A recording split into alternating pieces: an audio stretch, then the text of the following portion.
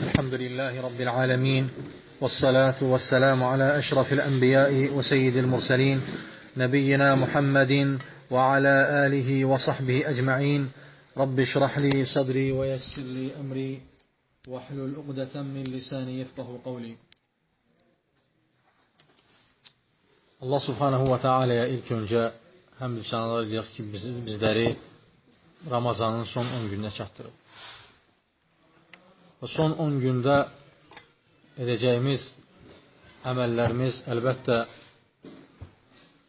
çox əməllər var, hansı ki, insan onu etməklə Allaha yaxınlaşır. Və bu əməllərin təbii ki, ilk öncə başında insan öz nəfsindən başlamalıdır.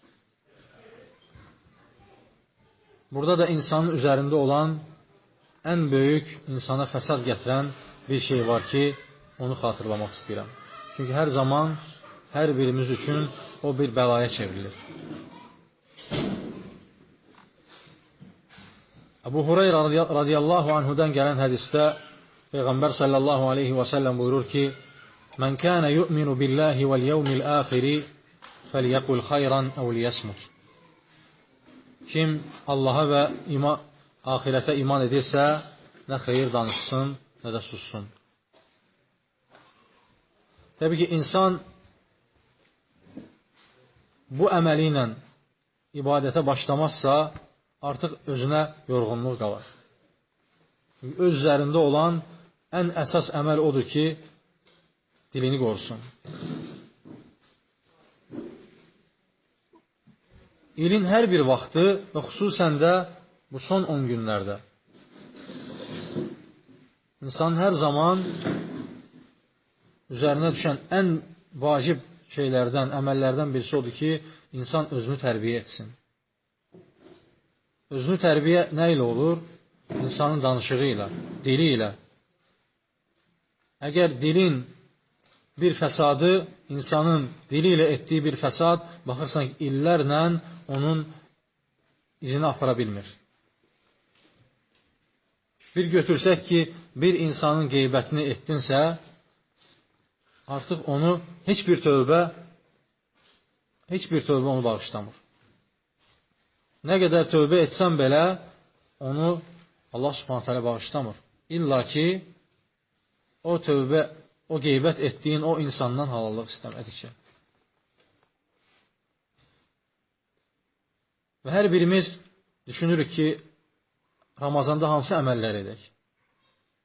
Ancaq baxırıq ki, namaz qılırıq, ibadət edirik, Quran oxuyuruq, 5 cüz, 10 cüz, Quranı xətm edirik, ancaq öz üzərimizdə olan dilimizi qoruya bilmirik.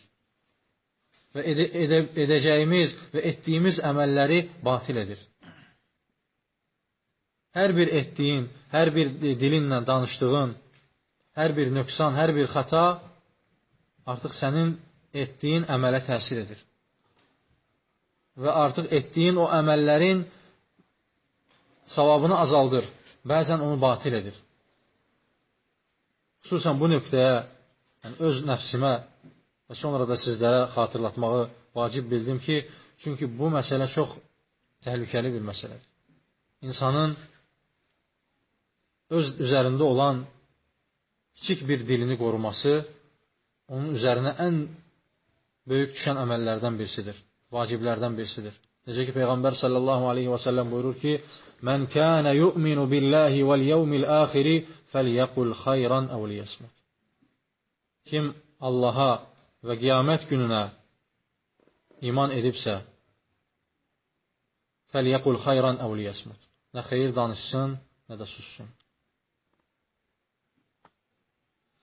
İmam Şafii rahimehullah buyurur ki, danışacağın bir şey üçün danışmadan öncə düşün. Hansısa bir qardaşın haqqında və yaxud da ki, hansısa bir insan haqqında danışmadan öncə düşün, gör, o insan haqqında danışdığın dəlillə danışırsan, yoxsa yox. O insan haqqında danışırsan və onu bilib danışırsan, yoxsa yox.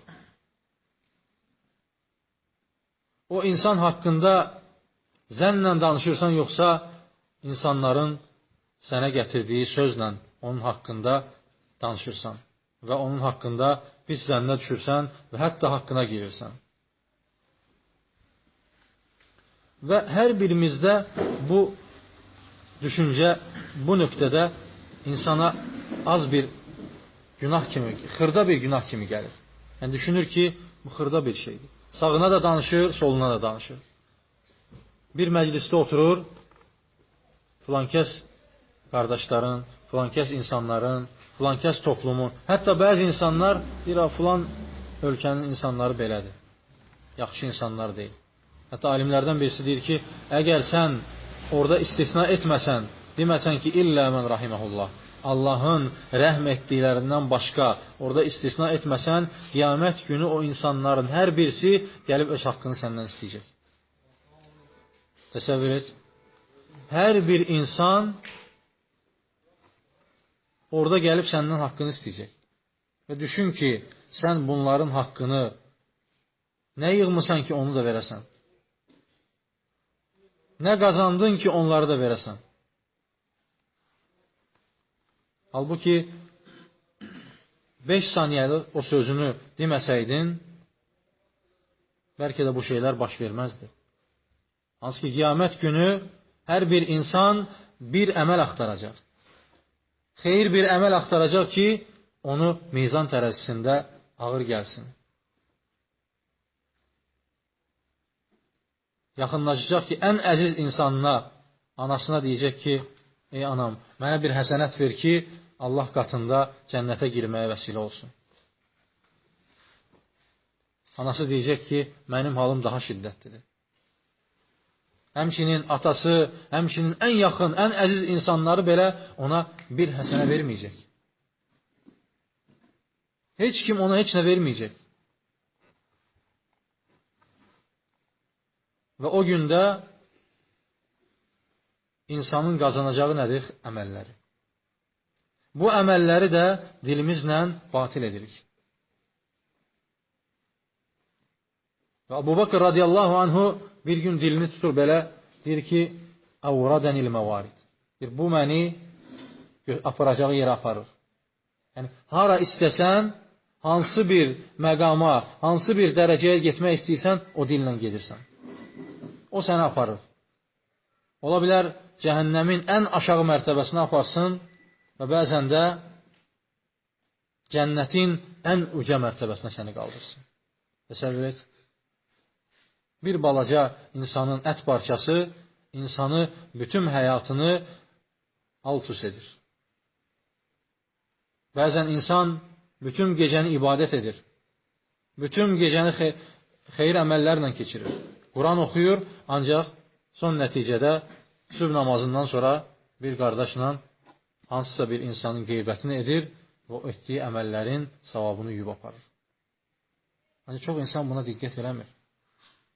Düşünür ki, gecə ibadət etdim, artıq mən qazandım. Artıq mən qazandım və mənim yükümü götürdüm. Mən Allah qatında uca qullardanam. Ancaq düşünmür ki, onu saxlaya bildinmi?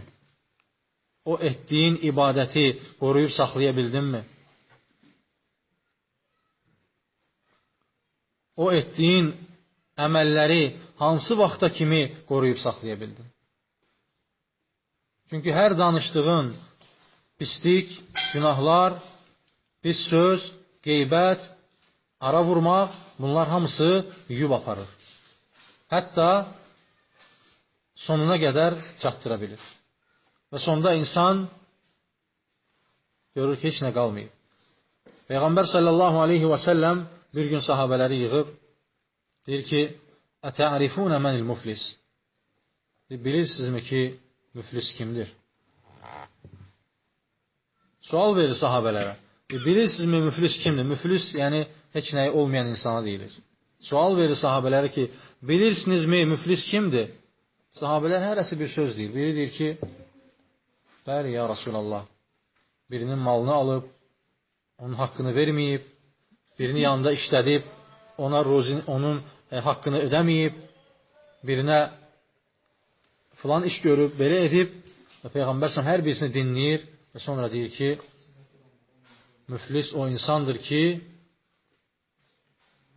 onun haqqında, insan haqqında qeybət edib, bir qardaşının haqqını yeyib, yəni qeybətlə, yəni sözlə, hamısı sözlə bir insanın haqqında danışıb, başqa bir qardaşla arasını vurub, başqa bir qardaşına başqa bir söz deyib, layiq olmayan küfür bir söz deyib, yəni layiqsiz söz işlədib və qeybət edib və qiyamət günü bu insan gətiriləcək və deyəcək ki, Peyğəmbər s.ə.v hədisdə deyir ki, şətəmə həzə, bunu söyüb, və qazəfə həzə, və əxəzə məlü həzə, bunun malını götürüb, bunun qeybətini edib, bunun arasını vurub və sonunda da hər kəs gələcək, öz haqqını götürəcək və bu insan sıfır halında heç nəsiz Rəbbi ilə Rəbbinin qarşısında sıfır bir vəziyyətdə qalacaq. Və artıq nə geriyə yol var, nə irəli yol var. Nə əməl etmək üçün fürsət var, heç nə yoxdur. Artıq onda gec olacaq. Ki, yəni edə biləcəyi heç bir şey yoxdur. Çünki Allah Subhanahu taala bu dünyada bizə fürsət verib ki, danışdığın şey üçün diqqətli ol.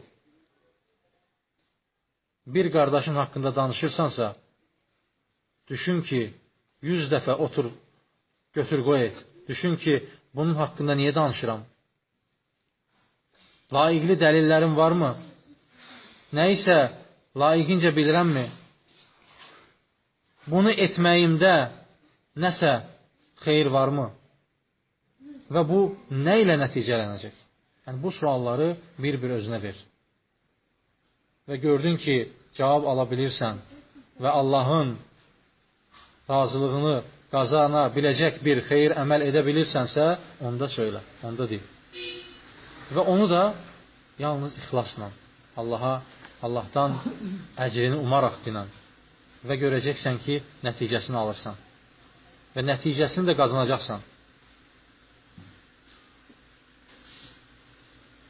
Ancaq filan qardaşdan filan şey eşitdim, gəlirsən, yayırsan insanlar içində, bütün 20 dənə qardaşın içində şübhə atırsan. Və hər attığın şübhədən də elə gətirdiyin söz sahibinə də günah var. Necə ki, Peyğəmbər s.ə.v deyir ki, mən sənnə sünnətən həsənətən fələhu əcruhə və əcru mən amilə bihə. Kim bir xeyir əməl edərsə, bir xeyri qoyarsa, onu edən və onu davam etdirənə, yəni ki, savab var. Kim onu gətirənə də, onu edənlərə də onun savabı var. Hətta o birinci gətirən insana hər birindən savab var. Və həmçinin də əks. Mən sənnə sünnətən seyyiətən. Əgər kim bir pis şey gətirərsə və onu edən hər bir insandan onu gətirənə də günah var.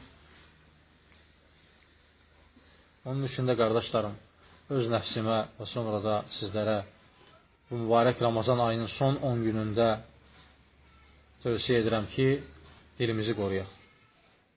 Çünki bütün hər bir fitnənin, fəsadın, bütün insanların parçalanmasının, dağılmasının, hər bir şeyin fəsadı dillə gəlir. Bayaq qardaşımız şeyx orada gətirdi insanların əqidəsini bilməsi, mənhəcini, yolunu, düzgün yolunu bilməsi şərtdir, vacibdir. Sadəcə onu hansısa qardaşın üzərində tətbiq eləmək yox. Onu, məsəl üçün, demək ki, bu qardaş belə dedi, gəlib insanlara yayım, insanlara çatdırım, o qardaşı da aradan, yəni o haqqında pis zənn olsun. Və yaxşı zəndə ol və ta ki, ondan açıq-aşkar dəlillər görmədikcə. O qardaşdan açıq-aşkardır. Yəni, qısaca danışdığın söz üçün Allahdan qorx. Və son bir ayət-kərimə ilə inşallah tamamlayıram. Və həqiqətən də bu ayət-kərimə sahabələr bunu oxuyub keçə bilməzdilər. Bu ayəni bəzən gecə səhərə kimi oxuyardılar. Bu ayəni keçə bilməzdilər. Allah subhanahu wa ta'ala buyurur ki, estaizu billah, وَاتَّقُوا يَوْمًا تُرْجَعُونَ فِيهِ إِلَى اللّٰهِ ثُمَّ تُوَفَّى كُلُّ نَفْسٍ بِمَا كَسَبَتْ وَهُمْ لَا يُظْلَمُونَ. Qayıdacağınız gün üçün Allahdan qorxun. Bir gün hər kəs qayıdacaq. Və deyir ki, qayıdacağınız gün üçün Allahdan qorxun. ثُمَّ تُوَفَّى كُلُّ نَفْسٍ بِمَا كَسَبَتْ وَهُمْ لَا يُظْلَمُونَ. Hər bir insana öz etdiyi əməl gətiriləcək və heç kəsə də zülm olunmayacaq. Və heç kəsə zülm olunmayacaq. Onun üçün də danışdığın hər bir sözdə, etdiyin hər bir əməldə bu ayəni xatırla. وَاتَّقُوا يَوْمًا تُرْجَعُونَ فِيهِ إِلَى اللّٰهِ Qayıdacağın gün üçün Allahdan qorx. Və düşünmə ki, bu dünyada əbədisən. Və düşünmə ki, ölməyəcəksən. Və bil ki, bir gün, o qayıdacaq gün sənə də gələcək. O gün sənin də qapını döyüləcək. Və o gün xoşbəxt olmaq istəyirsənsə, heç kimin haqqına girmə. Bir insanı gördün, fıçı-fıçı edərək onun haqqında pis söz danışma. Bil ki, o, hətta Peyğəmbər sallallahu aleyhi və səlləm bir gün zövcələrin biri ilə gəldikdə birisi deyir ki, zövcələrin birisi filan kəs necə də qısa boyludur. Təsəvvür edin, Peyğəmbər sallallahu aleyhi və səlləm nəsiyyət edir ki, deyir ki, əgər o sənin o kəlmən dənizin üzərinə tökülsəydi, onun üzəri bütün çerinel bürüyərdi. Bir kəlmə, təsəvvür edin. Hansı ki, dedi ki, filan kəsin boyu necə də qısadır. Ancaq düşün ki, sənin hər danışdığın o əməllər neçə dənizləri doldurur. Və qiyamət günü nə üzlə çıxacaqsan, nə ilə nəyi ödəyəcəksən, qıraqdan baxıb insana hökm vermə. Allah subhanahu wa ta'ala buyurur ki, İnnə əkramakum indallahi ətqakum. Allah qatında ən xeyirliniz təqvalı olanlarınızdır. Allahdan laiqincə qorxanınızdır. Və heç bir şeyi istisna etmədi. Nə malı, nə mülkü, nə şanı, nə şöhrəti, nə ailəni, nə şərəfi, heç nəyi. Bir dənə şey gətirdi ki, İnnə əkramakum indallahi ətqakum. Allah qatında bir dənə miyar var. Bir dənə ölçü var. Heç bir ölçü yox. İstəyir zənci olsun, istəyir padişah olsun, kim istəyir olsun. Allah subhanahu teala qatında heç hamısı eynidir. Yalnız və yalnız təqva. Əgər o varsa sən ucasan, sən Allah qatında üstünsən. Hətta sahabələrin həyatını oxuyuruq müəyyən dərəcədə. Orada baxırsan, zənci olan sahabələrdən, tabiinlərdən görürsən ki, ən üstün dərəcələrə qalxıblar. Bilal ibn Həbəş radiyallahu anh, Peyğəmbər sallallahu aleyhi ve sellem onun zənci olmağına baxmayaraq, kölə olmağına baxmayaraq, Peyğəmbər sallallahu aleyhi ve sellem deyir ki, ey Bilal, sən nə edirsən ki, mən cənnətdə sənin ayaq izlərini eşidirəm, ayaq səslərini eşidirəm. Sən nə əməl edirsən ki, mən sənin ayaq səslərini cənnətdə eşidirəm. Halbuki Bilal Həbəşi o vaxt onu kölə idi, insan yerinə qoymurdular. Qara idi, zənci idi və kölə idi. Heç bir haqqı yox idi. Təbii ki, İslam onu izzətləndirdi və ən uca sahabələrdən oldu. Hətta Peyğəmbər sallallahu aleyhi və səlləmin müəzzini dərəcəsinə belə qalxdı. Peyğəmbər sallallahu ən yaxın insanlarından oldu və bunu bura qaldıran nə idi? Bir insan düşünsə, ona nəticə ala bilər. Sadəcə bu bir misaldır. Yüzlərlə misallar var. Onu qaldıran bir dənə səbəb var idi. O da təqvası idi. İslamı, Allahı sevməsi idi.